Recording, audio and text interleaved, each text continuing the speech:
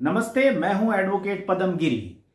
भारत और चीन के बीच तल्ख रिश्तों को समझने के लिए इस विवाद को कई दृष्टिकोणों से देखने की जरूरत है।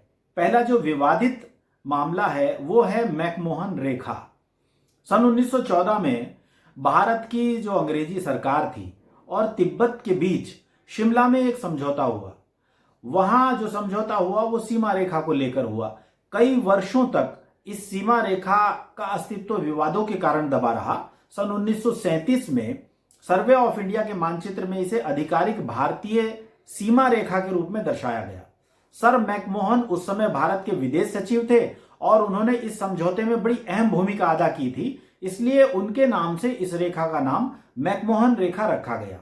ये रेखा अधिकांश हिमालय से होती हुई पश्चिम में भूटान से 890 किलोमीटर और पूर्व में ब्रह्मपुत्र तक करीब 260 किलोमीटर तक फैली हुई है। भारत इसे चीन के साथ अपनी आधिकारिक सरहद मानता है। इस रेखा के अनुसार अरुणाचल प्रदेश भारत का हिस्सा है, जबकि चीन 1914 के शिमला समझौते को अस्वीकार करता है।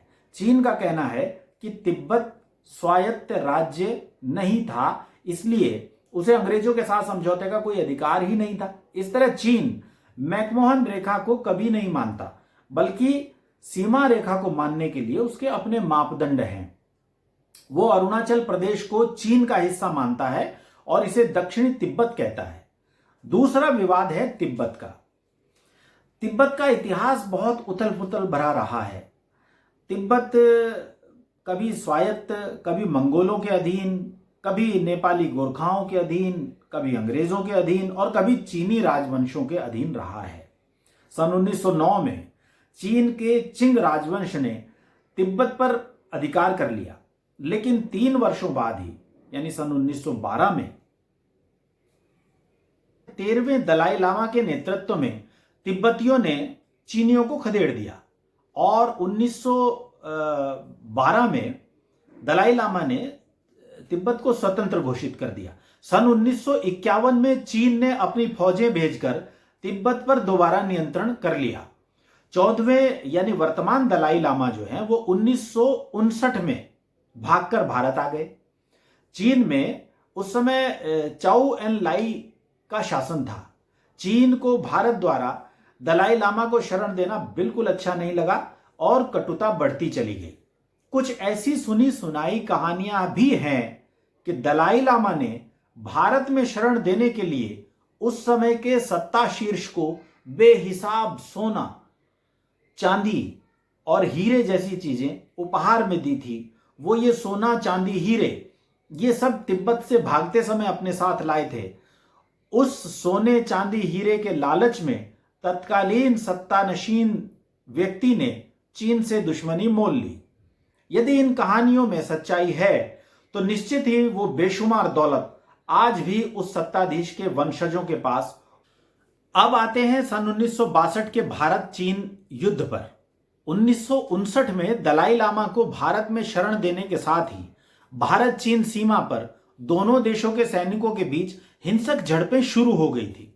भारत के अनुसार 20 अक्टूबर 1962 को चीन ने लद्दाख में मैकमोहन रेखा के साथ साथ हमले शुरू कर दिए। यह युद्ध पूरे 1 महीने तक चला। यह लड़ाई दुनिया की कठिनतम लड़ाइयों में से एक है, क्योंकि ये करीब 14,000 फीट की ऊंचाई पर लड़ी गई और माइनस के तापमान में लड़ी गई। इस युद्ध में चीन को उसकी ऊंचाई की स्थिति का भरपूर लाभ मिला। इस लड़ाई के बाद हार के कारणों पर समीक्षा के लिए लेफ्टिनेंट जनरल हेंडरसन ब्रुक्स और आईएमए के तत्कालीन कमांडेंट ब्रिगेडियर पीएस भगत के नेतृत्व में भारत में एक समिति बनाई गई। हालांकि भारत सरकार ने आज तक भी इस रिपोर्ट को गुप्त रखा है, पर जानकार लोग मानते हैं कि दोनों अधिकारियों ने इस युद्ध में हार के लिए जवाहरलाल नेहरू को जिम्मेदार बताया था।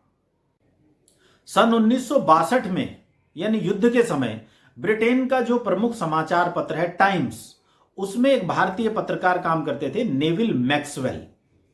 ये 1997 के आसपास ही उन्हें वो किसी तरह गुप्त रिपोर्ट मिली तो उन्होंने उसे नेट पर अपलोड कर दिया, लेकिन भारत का दबाव पड़ने पर, ब्रिटेन सरकार के दबाव के कारण नेट से हटा दिया गया, लेकिन इतने दिनों में जो हो सकता था वो हो गया। मतलब गुप्त रिपोर्ट दुनिया तक पहुंच गई। अभी पिछले दिनों हमें भी ये रिपोर्ट प्राप्त हुई। हमने जब इस रिपोर्ट का अध्ययन किया तो जो बात निकलकर सामने आई वो हमारे अगले वीडियो में कुछ ही दिन बाद हम आपको बताएंगे कि आखिर किस तरह एक अति गुप्त रिपोर्ट, भारत सरकार की गुप्त रिपोर्ट, भारत सरकार की तिजोरियों से निकलकर दुनिया के सामने कैसे आ गई और आखिर उस रिपोर्ट में क्या है।